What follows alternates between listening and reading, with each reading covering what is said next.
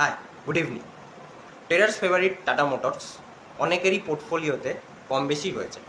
যদি আপনার পোর্টফোলিওতেও একটা শেয়ারও থেকে থাকে এবং কারেন্ট লাস্ট প্রাইস যেটা 20 জুন 25-এর 676 বা 650 এর অ্যারাউন্ড আপনিও যদি টাটা মোটরস বাই করার প্ল্যানিং করেন, তাহলে এই ভিডিওটা আপনাদের জন্য।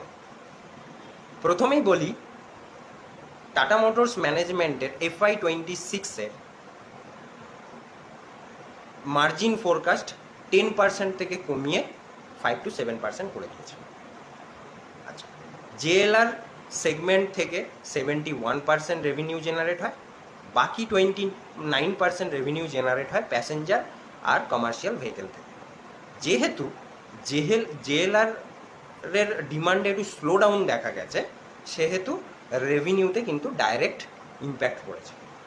তাহলে কি টাটা মোটর খারাপ হয়ে গেল? না, এরকম নয়। যখন হর্ষদ মেহতাজি বলেছিলেন, যখন টাটা গ্রুপের শেয়ারসে ভ্যালুয়েশন সস্তা মনে হবে, তখন कोई भी টাটা শেয়ার্স উঠালো, ফিউচার মে প্রফিট মিলেগাই মিলেগা। এখন দেখবো ভ্যালুয়েশনটা কি টাটা মোটরের এই মুহূর্তে ঠিক আছে। ভ্যালুয়েশন ওয়াইজ যদি আমরা চেক করি, তাহলে কোম্পানির পি এখন দাঁড়িয়েছে 10.6% অ্যান্ড সেক্টর পি 21%। লাস্ট কোয়ার্টারের প্রফিট দেখিয়েছে 8,470 crore।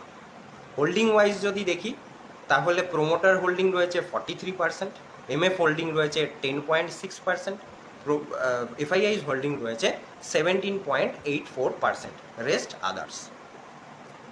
এখন ভ্যালুয়েশন তার মানে সস্তা রয়েছে পিই হিসেবে। এবার যদি টেকনিক্যালি দেখা যায়, তাহলে 2020-তে কোভিড পিরিয়ডের সময় টাটা মোটর 62 অনলি রুপিস লো করেছিল, সেখান থেকে ননস্টপ 1180 অবধি পৌঁছেছিল।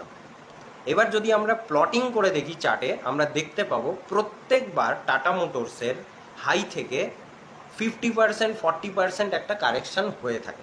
তো যদি আমরা এখন চিন্তা করি যে 1180 থেকে 50% ডিক্রিজ হয়েছে, তাহলে 52 উইকস হাই কিন্তু 535-এ এসেছে। তার মানে এখন কি তাহলে বাইয়ের জায়গা হলো? আপনি এটা ডিসাইড করবেন। তাহলে সেই 535 থেকে এখন 676-এ এসে পৌঁছেছে।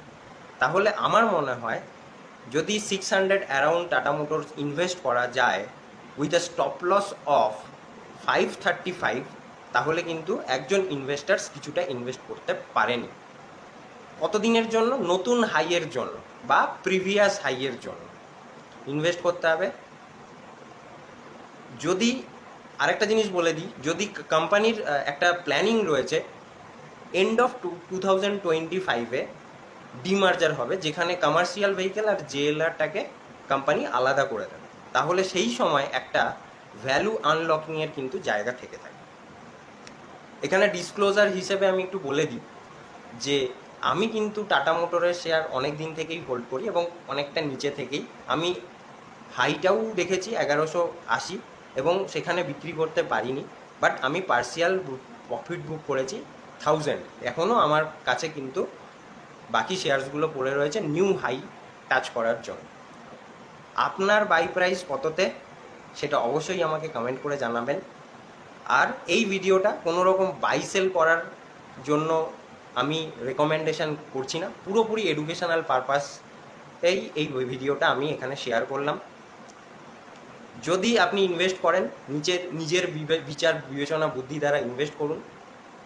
এবং যদি ভিডিওটা ইনফরমেটিভ লেগে থাকে, তাহলে অবশ্যই একটা লাইক এবং বন্ধুদের সাথে শেয়ার করতে ভুলবেন না। ভালো থাকুন, সুস্থ থাকুন, ইনভেস্টেড থাকুন। Bye bye, tata.